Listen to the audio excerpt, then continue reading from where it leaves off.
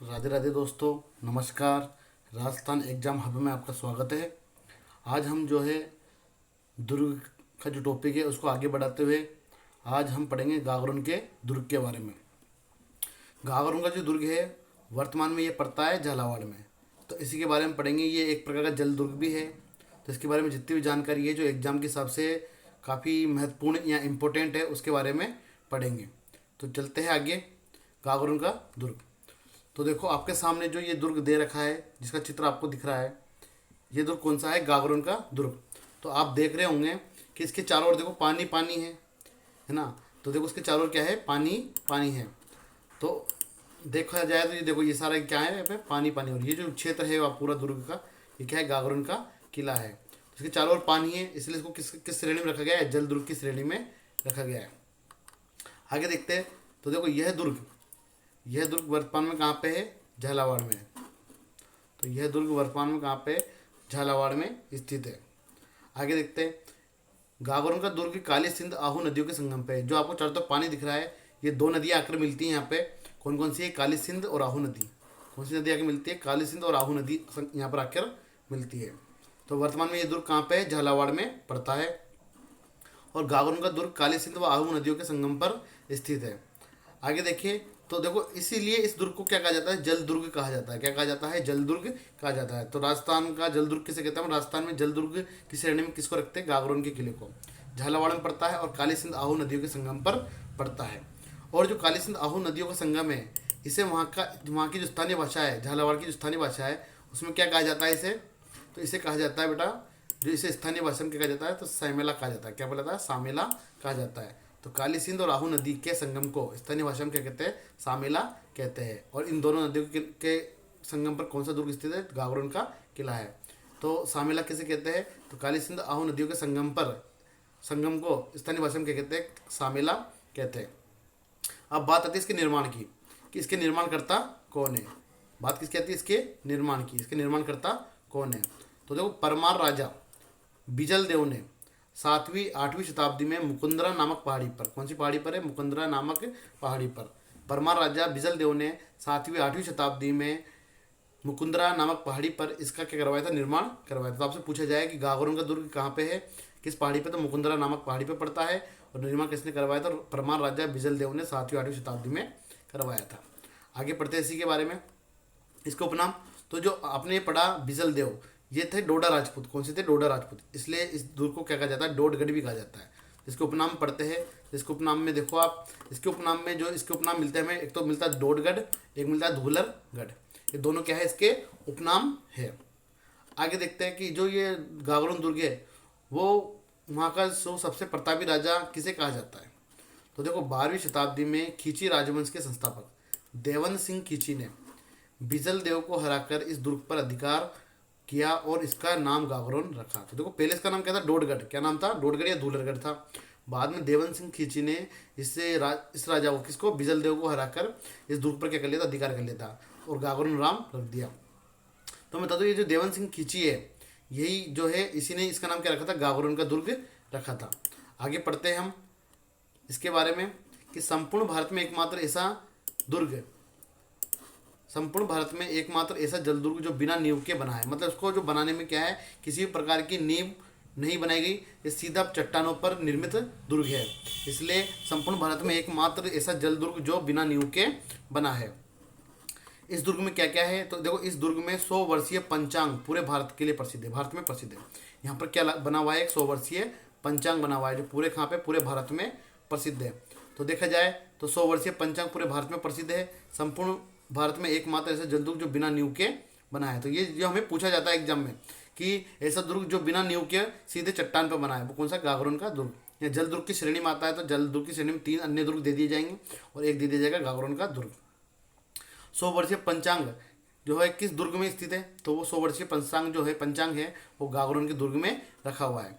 इसके अलावा देखो यहाँ पे एक टकसाल भी बनी हुई है। कौन सी टकसाल है भाई? देखो तो इसमें देखो इस दुर्ग में बादशाह शाह आलम, तो ये शाह आलम कौन था? तो मुगल बादशाह था।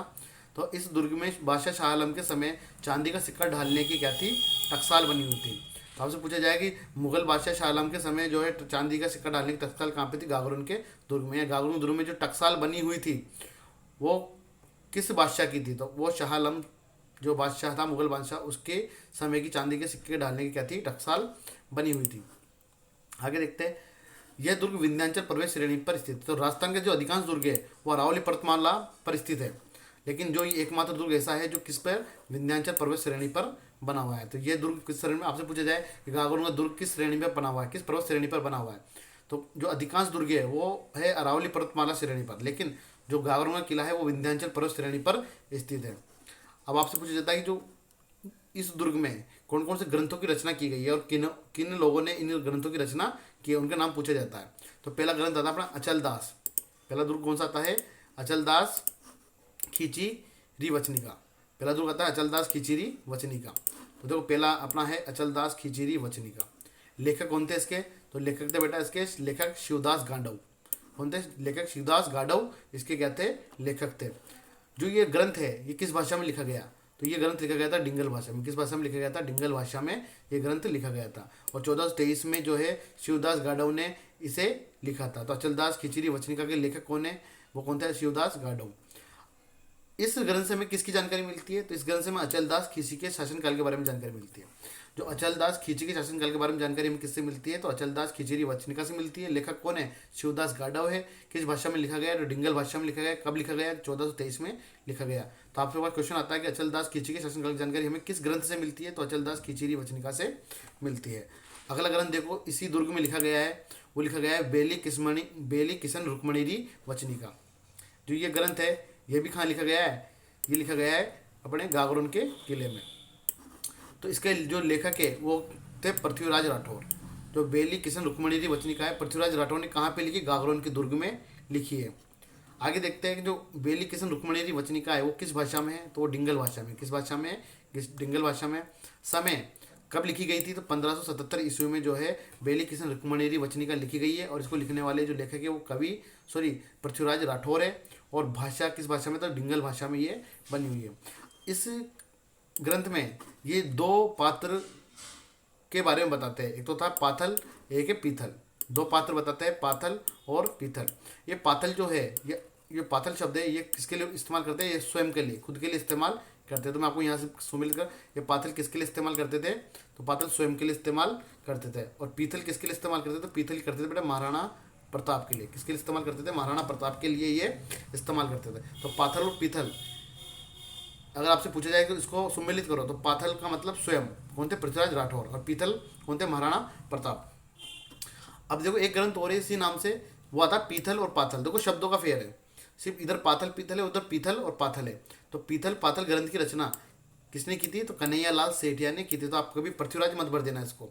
ये जो पीथल और पाथल आएगा इसकी रचना कन्हैया लाल सेठिया ने की है, और पाथल और पीथल की रचना किसने की थी, पृथ्वीराज राठौर ने की थी। पाथल जो है वो स्वयं को बताया है, और पीथल महाराणा प्रताप के बारे में बताया है। आगे देखते हैं, जो एक व्यक्ति था दुर्सा हाडा। कौन था, दुर्सा हाडा। दुर्सा हाडा ने जो ये ग्रंथ है बेली किशन रुक्मणी वचनिका, इसे क्या कहा गया, इसे कहा है पांचवा वेद और 1900 पुराण की संज्ञा दी है। तो पांचवा वेद किसे कहते हैं, तो ये ग्रंथ है बेली किशन रुक्मणी वचनिका। ठीक है, इसे क्या कहा गया है, पांचवा वेद कहा गया है। और जो 1900 पुराण की संज्ञा में किसे दी गई है, बेली किशन रुक्मणी वचनिका को दी गई है। तो इसमें देखते हैं हम कि दुर्सा हाडा ने इसे पांचवा वेद और 19वां पुराण की संज्ञा दी है। तो ये हमारे जो गागन दुर्ग से पूछे जाने वाले क्वेश्चन है वो अपने जो इनकी जानकारी है वो यहीं से पूछी जाती है। और इसी से हमें क्या है कि इसका अध्ययन करके इससे बाहर एक भी क्वेश्चन नहीं मिलेगा आपको। ठीक है, तो आगे देखते हैं इस दुर्ग में प्रमुख स्थल कौन कौन से हैं। तो आगे देखो इसके अंदर इसके प्रमुख स्थलों के बारे में, तो आगे जाते हैं हम इसके बारे में। तो हम इसके बारे में देखते हैं। देखो दुर्ग के प्रमुख स्थल, दुर्ग की क्या है, प्रमुख स्थल है। दुर्ग के प्रमुख स्थल बात करें तो देखो सबसे पहला स्थल है यहाँ पे मीठे शाह की दरगाह। कौन से, मीठे शाह की दरगाह बनी हुई, जैसे हमने रणथंभौर दुर्ग में पढ़ी थी पीर सदरुद्दीन साहब की दरगाह, उसी प्रकार यहाँ पे किसकी दरगाह है, मीठे शाह की, ये मीठे साहब की दरगाह है। इन मीठे साहब का नाम वास्तविक नाम क्या है, तो इनका वास्तविक नाम है सूफी संत हमीमुद्दीन चिश्ती। आपसे इस तरह भी पूछ लिया जाता है कि सूफी संत हमीमुद्दीन चिश्ती की दरगाह किस किले में है, तो ये किस किले में है, गागरोन के किले में है। तो मीठे साहब की दरगाह कहाँ पे है, गागरोन के किले में है। और इनका मूल नाम क्या है, तो सूफी संत हमीमुद्दीन चिश्ती है। तो ये भारत कब आए थे, तो देखो ये जो है बात है 1303 की। 1303 में अलाउद्दीन खिलजी के शासनकाल में भारत आए और दरगाह का निर्माण, जिनकी दरगाह का निर्माण है वो औरंगजेब द्वारा करवाया गया। तो मीठे साहब की दरगाह कहाँ पे? गागरोन के दुर्ग में है। वास्तविक नाम क्या है? तो सूफी संत हमीमुद्दीन चिश्ती है। 1303 में भारत आए अलाउद्दीन खिलजी के शासनकाल में, और अलाउद्दीन खिलजी ने 1303 में चित्तौड़गढ़ पे युद्ध भी किया था, जब अपन ने पढ़ा था। और इस दरगाह का जो निर्माण है वो किसने करवाया था? औरंगजेब ने करवाया था। तो एक बार आपको ये दरगाह दिखा देते हैं, दरगाह कैसी है। तो देखो ये है गागरोन दुर्ग में बनी हुई मीठे साहब की दरगाह। आगे जाते हैं संत पीपा की छतरी। तो देखो संत पीपा जो है खिची राजवंश से संबंधित है। इनका जो संबंध है वो खिची राजवंश से था, और इनका जो वास्तविक नाम था, इनका वास्तविक नाम था प्रताप सिंह खींची। क्या नाम था बेटा? प्रताप सिंह खींची। तो इनका वास्तविक नाम क्या था? प्रताप सिंह खींची। तो वास्तविक नाम पूछा जाता है कई बार कि संत पीपा का वास्तविक नाम क्या है, या प्रताप सिंह किस संत या किस संत का वास्तविक नाम है? तो ये आ गया प्रताप सिंह खींची किसका नाम है? संत पीपा का वास्तविक नाम है। इसके अलावा देखो आप, इसके अंदर ये पूछा जाता है कि जो प्रताप सिंह खींची है या संत पीपा है, ये किसके समकालीन थे? तो ये फिरोज शाह तुगलक के समकालीन थे। दिल्ली सल्तनत पर किसका शासन था? तो फिरोज शाह तुगलक का शासन था। संत पीपा के पिता का नाम पूछा जाए तो राजा कडावा राव। किसका नाम था? राजा कडावा राव। माता का नाम पूछा जाता है रानी लक्ष्मीपति। तो संत पीपा के जो पिता का नाम था राजा कडावा राव, और माता का नाम था रानी लक्ष्मीपति। ये किसके समकालीन थे? तो ये समकालीन थे फिरोज शाह तुगलक के समकालीन थे। इनका वास्तविक नाम क्या था? प्रताप सिंह खींची। आगे पढ़ते हैं। राजस्थान में भक्ति आंदोलन का अलग जगाने वाले प्रथम संत थे। जो भक्ति आंदोलन चलाने वाले प्रथम संत कौन थे? तो ये थे अपने संत पीपा। इसके बारे में और जानकारी प्राप्त करते हैं। तो जो इनकी छतरी बनी हुई है, तो छतरी से पहले बात करते हैं इनकी जो गुफा है। तो इन्होंने जो अपना अंतिम समय है वो कहाँ गुजारा था? इन्होंने अपना अंतिम समय टोंक में गुजारा था। टोडा रायसिंग टोंक में गुजारा था। और टोडा रायसिंग में टोंक में ही इनकी क्या बनी हुई है? एक गुफा बनी हुई है। तो संत पीपा की गुफा कई बार पूछे थे, संत पीपा की गुफा कहाँ पे है? तो टोडा रायसिंग टोंक में बनी हुई है। तो इसके बारे में देखो, राजस्थान में भक्ति आंदोलन का अलग जगाने वाले प्रथम संत कौन थे? संत पीपा थे। इनका अंतिम समय टोंक में गुजरा, और टोडा रायसिंग टोंक में इनकी क्या बनी हुई है? गुफा बनी हुई है। बात की जाए इनकी छतरी की, तो गागरोन दुर्ग झालावाड़ में इनकी क्या बनी हुई? छतरी बनी हुई है। तो बेटा छतरी पूछे तो गागरोन दुर्ग झालावाड़, और गुफा पूछे तो टोडा रायसिंग टोंक बताना है अपने को। और ये जो दर्जी समुदाय है, जो टेलर होते हैं कपड़े सिलने वाले, दर्जी समुदाय क्या है? ये लोक देवता है। दर्जी समुदाय क्या है? लोक देवता है। दर्जी समुदाय इनको मानता है, इनकी पूजा करता है। दर्जी समुदाय क्या है? ये लोक देवता है। तो ये 4-5 बातें हैं जो आपको संत पीपा के बारे में याद रखनी, यहाँ से क्वेश्चन पूछे जाते हैं।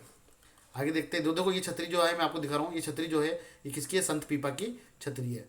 तो देख लो इसको यहाँ से, किसकी है? पीपा की छतरी है, संत पीपा की छतरी है।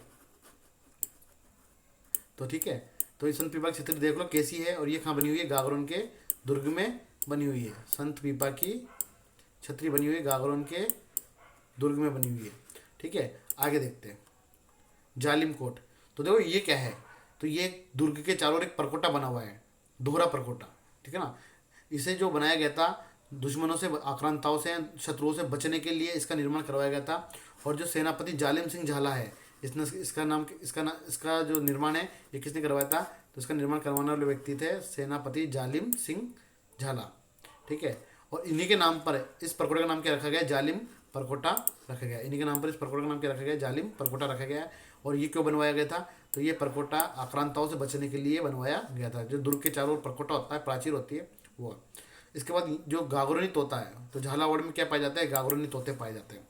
ये किस प्रकार के होते थे? ये इंसानों की तरह बोलते हैं। किस तरह बोलते हैं? ये इंसानों की तरह बोलते हैं। जैसे आपने पढ़ा था पद्मावती के पास एक तोता था, वो इंसानों की तरह बोलता था। तो वो कौन सा तोता था? गागरोनी तोता था। तो इंसानों की तरह बोलने वाला तोता होता है ये। और एक व्यक्ति है डॉक्टर सलीम अली। कौन है? पक्षी विज्ञानी डॉक्टर सलीम अली ने अपनी पुस्तक, डॉक्टर सलीम अली ने क्या है? अपनी पुस्तक, कौन सी पुस्तक है? The book of Indian bustard. तो डॉक्टर सलीम अली ने अपनी पुस्तक the book of Indian birds में जो विख्यात पक्षी विज्ञानी सलीम अली ने अपनी पुस्तक the book of Indian birds में इन तोते को किस जाति का बताया है? तो हीरामन जाति का बताया है। तो एक बार इसको अपने देख लेते हैं, एक बार और रिपीट करके। तो इसको रिपीट करके देखते हैं। तो ये गागरोनी तोता है, ये किसकी तरह बोलता है? तो ये इंसानों की तरह बोलने वाला तोता है। और जो प्रसिद्ध पक्षी विज्ञानी है डॉक्टर सलीम अली, इन्होंने अपनी पुस्तक the book of Indian birds में इन तोतों को हीरामन जाति का लिखा है। इसका आगे देखते हैं इसमें प्रमुख स्थल कौन कौन से हैं। इसमें देखो बुलंद दरवाजा है। क्या है? बुलंद दरवाजा है। प्रमुख स्थलों में एक तो बुलंद दरवाजा है। इसके बाद देखें तो पहला है बुलंद दरवाजा, कहाँ पे बना हुआ है, गागरोन दुर्ग में। गीद कराई, तो गीद कराई क्या है बेटा, तो ये एक ऊंची पहाड़ी है। क्या है, एक ऊंची पहाड़ी है। गीद कराई क्या है, एक ऊंची पहाड़ी है। तो ये क्यों फेमस है, क्यों प्रसिद्ध है, क्यों पूछा जाता है, क्योंकि गागरोन दुर्ग में जब भी जो है कैदियों को सजा दी जाती थी तो उनको यहाँ से ऊपर से फेंक दिया जाता था, जिससे उनकी मृत्यु हो जाती थी। तो उनकी जो मौत की सजा सुनाई जाती थी वो गीद कराई के ऊपर से उनको फेंक कर उनको मौत की सजा दी जाती थी। तो गीद कराई क्या है, एक ऊंची पहाड़ी का नाम है जो कहाँ पे, गागरोन दुर्ग में। अगला है पत्थर वर्षा यंत्र। जब युद्ध होता था तो पत्थरों की वर्षा, मतलब पत्थर फेंकने का जो यंत्र होता था उसको, वो यहाँ पर स्थित है। तो गागरोन दुर्ग में क्या रखा हुआ है, एक पत्थर वर्षा यंत्र रखा हुआ है। अगला देखो, जब ये जो जल दुर्ग है, ये कौन सा दुर्ग है, जल दुर्ग है। तो जल दुर्ग है तो इसमें क्या है कि कभी जैसे नदी में पानी आ जाता था, नदियों में, तो यहाँ पर क्या है, एक लकड़ी का प्राचीन उठाव पुल है। क्या है, प्राचीन लकड़ी का प्राचीन उठाव पुल है, जिसमें इसको अपने अनुसार इसको कभी भी हटा सकते थे और कभी भी इसको लगा सकते थे। आगे देखते हैं इसमें प्राचीन गागरोन दुर्ग के प्रमुख शाखे। तो शाखे पढ़ते हैं गागरोन दुर्ग के। तो देखो पहला शाखा कब हुआ था गागरोन दुर्ग का, तो पहला शाखा समझते हैं अपन। तो पहला शाखा हुआ था गागरोन दुर्ग का सन 1423 में। कब हुआ था, सन 1423 में। वैसे राजस्थान जो गागरोन दुर्ग है इसके कुल 2 शाखे हुए इस गागरोन दुर्ग में। पहला शाखा हुआ 1423 में। उस समय जो गागरोन दुर्ग पर जो शासक था वो था अचलदास खिलजी। कौन थे, अचलदास खिलजी, जो यहाँ के एक शासक थे। इसके अलावा जो इनकी पत्नी का नाम है लाला मेवाड़ी, बेटा इसको लाला कर देना, क्या है, लाला मेवाड़ी। जिनकी पत्नी का नाम था लाला मेवाड़ी और इनके जो पुत्र का नाम था पालन सिंह। क्या नाम था, पालन सिंह। इसके अलावा इसके समकालीन मालवा का जो सुल्तान था, मालवा का सुल्तान था अल्पखा गोरी। इसका एक नाम और मिलता है होशंग शाह, दोनों इसी के नाम है। तो दोनों के बीच युद्ध होता है। तो अचलदास खिलजी अपने पुत्र पालहन सिंह को क्या करता है, जो है पलायन कर देता है, जो है गागरोन से बाहर भेज देता है। इसके साथ जो है अचलदास खिलजी और जो मालवा का सुल्तान है, इन दोनों के बीच क्या होता है, युद्ध होता है। और इसमें युद्ध में क्या होता है, अचलदास खिलजी जो क्या करता है, योद्धाओं के साथ केसरिया कर लेता है और जो लाला मेवाड़ी है वो वीरांगनाओं के साथ जोहर कर लेती है। ठीक है, लाला मेवाड़ी क्या करती है, जोहर कर लेती है और जो अचलदास खिलजी है वो केसरिया कर लेता है। और जो मालवा का सुल्तान होता है होशंग शाह, ये इस युद्ध को जीत जाता है। तो देखो इसमें क्या है कि जब अचलदास किसी केसरिया करता है और लाला मेवाड़ी जोहर करती है तो ये क्या होता है, शाखा। तो गागरोन दुर्ग में कुल 2 शाखे। पहला है 1423 में जो शाखा है, इसमें अचलदास किसी ने केसरिया किया था और लाला मेवाड़ी ने जोहर किया था और अपने पुत्र पालन सिंह को क्या है, पलायन करके दूसरी जगह पर भेज दिया था वंश की रक्षा के लिए। भाई वंश चलाने के लिए, वंश की रक्षा के लिए इनको दूसरी जगह पर भेज दिया था, पलायन कर दिया था यहाँ से। और जो होशंग शाह है ये युद्ध जीत गया था। ठीक है, आगे देखो इसकी जानकारी में कहाँ से मिलती है, भाई जो गागरोन का दुर्ग अचलदास खिंची, इसकी जानकारी में कहाँ से मिलती है। तो देखो शिवदास गाडव द्वारा रचित, शिवदास गाडव द्वारा जो रचित अचलदास खिचीरी वचनिका है। ठीक है, आगे देखते हैं शिवदास गाडव द्वारा रचित अचलदास खिचीरी वचनिका में जो है हमें इस युद्ध की जानकारी मिलती है। शिवदास गाडव द्वारा अचलदास खिचीरी वचनिका में हमें क्या मिलती है, इसकी युद्ध की जानकारी। ठीक है, आगे देखते हैं जो हमें गागरोन दुर्ग के प्रथम शाखा की जानकारी किससे मिलती है। तो शिवदास गाडव द्वारा अचलदास खिचीरी वचनिका है। इस ग्रंथ से हमें क्या जानकारी मिलती है, इस ग्रंथ से हमें जो है गागरोन दुर्ग के बारे में जानकारी मिलती है, पहले शाखा के बारे में जानकारी मिलती है। अगला है दूसरा शाखा, कब हुआ था ये, तो 1544 में। दूसरा शाखा कब हुआ था, 1544 में। तो इसके बारे में देखते हैं। 1544 में दूसरा शाखा हुआ था। जो गागरोन दुर्ग का शासक था वो था पालहन सिंह। ठीक है, जैसे हमें पता अचलदास खिलजी के पुत्र कौन थे, पालन सिंह। तो पालन सिंह कौन थे उस समय, 1544 में गागरोन दुर्ग के शासक थे। और जो इसके समकालीन मालवा का सुल्तान था वो कौन था, महमूद खिलजी प्रथम। इन दोनों के बीच जब युद्ध होता है तो हमें क्या है कि इस दुर्ग में, इसमें क्या है, पालन सिंह जो है क्या करता है, केसरिया कर लेता है और जो राजपूत रानियाँ थी वो क्या कर लेती है, जोहर कर लेती है। और महमूद खिलजी इस युद्ध को जीत जाता है और जीतने के बाद क्या है, ये क्या करता है, इस दुर्ग का नाम चेंज करता है। इस दुर्ग का नाम क्या कर देता है, चेंज कर देता है। तो महमूद खिलजी ने इस दुर्ग को जीत कर इस दुर्ग का नाम क्या रख दिया था, मुस्तफ़ाबाद कर दिया था। तो मुस्तफ़ाबाद किस दुर्ग को कहते हैं, अपन गागरोन के दुर्ग को कहते हैं। अगला देखते हैं हम इसके अंदर जो हमें गागरोन दुर्ग के दूसरे शाखा की जानकारी किससे मिलती है। तो एक ग्रंथ है महासीरे महमूद शाही नामक पुस्तक में इसका वर्णन दिया गया है। किसमें, महासीरे महमूद शाही पुस्तक में इसका क्या दिया गया है, वर्णन दिया गया है। और जो हमें पहला जो गागरोन दुर्ग का पहला शाखा है उसकी जानकारी हमें किससे मिलती है, तो शिवदास जो गाडव है इसके द्वारा रचित अचलदास खिचीरी वचनिका से हमें क्या है, इसके पहले शाखा की जानकारी मिलती है। और जो शिवदास गाडव है इसने इस युद्ध का वर्णन अपनी आंखों देखा हाल इस ग्रंथ में किया है। मतलब जिस समय ये युद्ध हो रहा था ये उस समय उपस्थित था गागरोन में, और इसने अपने आंखों देखा हाल अपने ग्रंथ में लिखा है। कौन सा ग्रंथ है इसकी? अचलदास खिचड़ी वचनिका है। ठीक है, इसके आगे हम देखते हैं। ये अपने दोनों साखे कंप्लीट हो गए। इसके बाद जो, अगर आपको ये वीडियो पसंद आया है तो इसको लाइक एंड सब्सक्राइब करें। ठीक है, इसको क्या करो, लाइक एंड सब्सक्राइब करो, और जितना हो सके इसको शेयर करो। जिससे क्या होगा कि मैं आपके लिए और अच्छे कंटेंट ला सकूं। इसलिए आपसे निवेदन है कि जितना हो सके इसको शेयर करें और इसको सब्सक्राइब करवाएं। आज के लिए इतना ही, धन्यवाद। जय हिंद और जय भारत। ठीक है।